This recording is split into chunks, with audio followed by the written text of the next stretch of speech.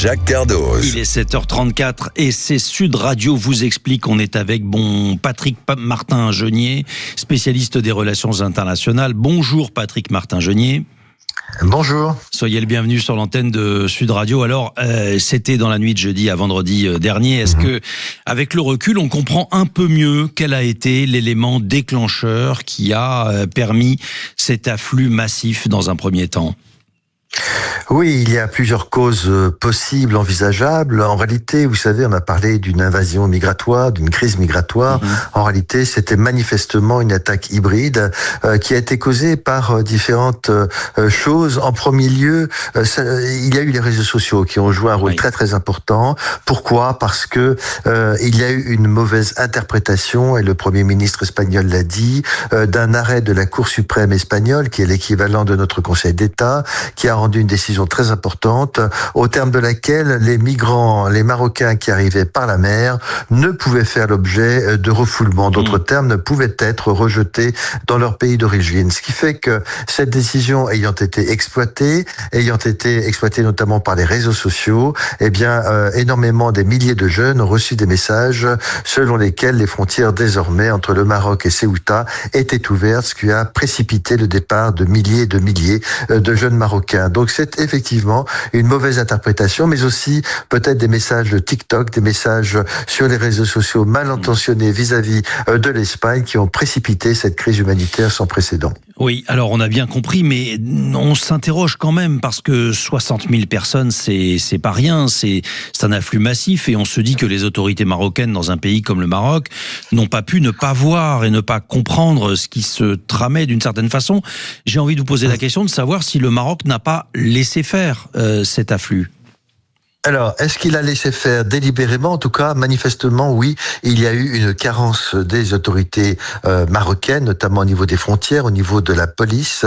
Elle a laissé faire, et d'ailleurs, le silence pendant plusieurs jours des autorités marocaines, du gouvernement marocain est assez étrange. Il n'a réagi que ce matin, hier également, en disant qu'il n'avait pas vu effectivement ce qui s'était passé. Il y a eu un laisser-faire, en quelque sorte, des autorités douanières marocaines qui ont laissé l'exploitation de cet arrêt de la Cour suprême, qui ont laissé les gangs criminels en quelque sorte, qui font passer, vous savez, les migrants dans les frontières pour tenter éventuellement de les faire passer dans l'Espagne dite continentale en traversant la Méditerranée.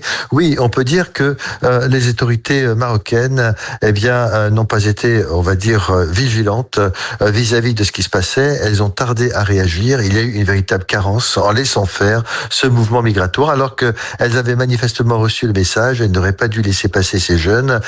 Tant les autorités marocaines qu'espagnoles, malheureusement, n'ont pas été à la hauteur de la situation. Oui, Patrick Martin-Genier, spécialiste des relations internationales, vous nous aidez à mieux comprendre la crise de Ceuta. Est-ce que vous pensez que le Maroc a voulu d'une certaine façon déstabiliser l'Espagne, l'Europe, envoyer un message, d'une certaine façon faire aussi de la politique ? Vous savez, les relations internationales, c'est souvent de la politique, et même de la politique, une poursuite de la politique intérieure. Donc je ne sais pas si le Maroc a voulu punir l'Espagne. Ce n'était pas dans son intérêt, parce que c'est vrai qu'il y a des divergences diplomatiques, politiques entre l'Espagne et le Maroc depuis de longues années, notamment sur le Sahara occidental. Le Maroc n'avait pas accepté, avait mal toléré le fait que le dirigeant du Polisario, donc du Sahara occidental, était venu se faire soigner à Madrid lors de la crise du Covid. Le Maroc n'avait pas du tout apprécié non plus la visite du Premier ministre Pedro Sanchez à Alger récemment. Mais donc effectivement, il y a des motifs de colère, des motifs de différence, de divergence entre ces deux pays. Mais le Maroc tout de même n'avait pas un intérêt politique à poursuivre cette crise, dans la mesure où, bien évidemment, il y a une sorte de dégel entre le Maroc et l'Espagne. Le dialogue a été rétabli. Ce n'est pas non plus dans l'intérêt du Maroc de multiplier les conflits avec l'Union européenne, notamment la France. Donc oui, il y a eu des divergences, mais je ne crois pas que que le Maroc ait voulu volontairement intensifier cette crise, mais d'une certaine façon, effectivement, elle a fait preuve d'une certaine carence. Alors l'Espagne soutient que les 60 000 migrants sont retournés chez eux. Est-ce que vous y croyez ? On a malheureusement dû dénombrer, je crois, autour de 70 personnes qui ont perdu la vie lors de cette traversée. Et peut-être que le chiffre, malheureusement, malheureusement va s'aggraver, s'alourdir encore dans les heures qui viennent, à mesure que les secours récupèrent des corps dans la Méditerranée. Est-ce que vous croyez à ce chiffre des 60 000 migrants qui sont tous retournés chez eux? Pour le moment, on a un peu l'impression que, quand même, le Premier ministre espagnol tente de rassurer tout le monde, mais n'a pas forcément la totale maîtrise de la situation. Oui, non, il n'a pas la main sur tout. Il y a d'abord, il faut souligner, une excellente coopération entre le Maroc et l'Espagne. Le Premier ministre espagnol l'a souligné. Encore une fois, le Maroc n'avait pas intérêt à intensifier cette crise. Beaucoup de jeunes migrants de dizaines de milliers sont repartis. Mais comme vous savez, il y a des demandes de migration économique. C'est l'essentiel de ces migrants qui sont arrivés. Le chômage, l'absence de perspective, de mauvais salaires.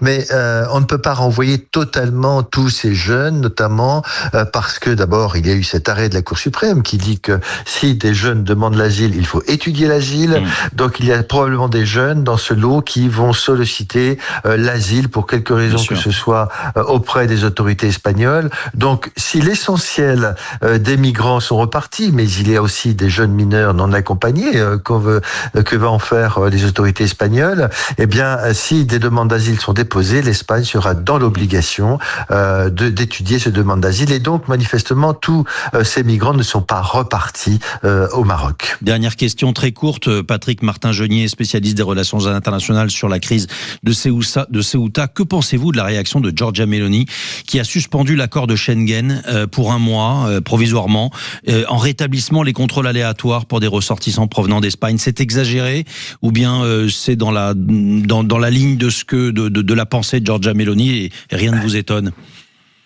Non, rien ne m'étonne. Madame Meloni tente d'instrumentaliser cette crise migratoire, on va dire, parce que un État tout seul, tel que l'Italie, mais il y en a d'autres, la Finlande, on demande l'exclusion de l'Espagne de l'espace Schengen. Exclure un pays de l'espace Schengen alors que c'est un traité n'est pas possible. Et puis on sait que Madame Meloni tente de se concilier les bonnes grâces de l'administration Trump, du Vance, également le vice-président qui n'a de cesse de dénoncer les vagues migratoires en Europe.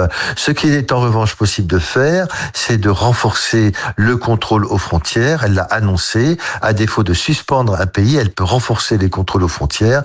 De la même façon d'ailleurs que la France a décidé de renforcer ce contrôle aux frontières espagnoles, mais également italiennes, car vous savez, la migration illégale passe également au niveau de la frontière italienne à Menton et Vintimille. Merci infiniment Patrick Martin-Genier de nous avoir éclairé ce matin sur cette crise de Ceuta dont on reparlera évidemment beaucoup dans la semaine.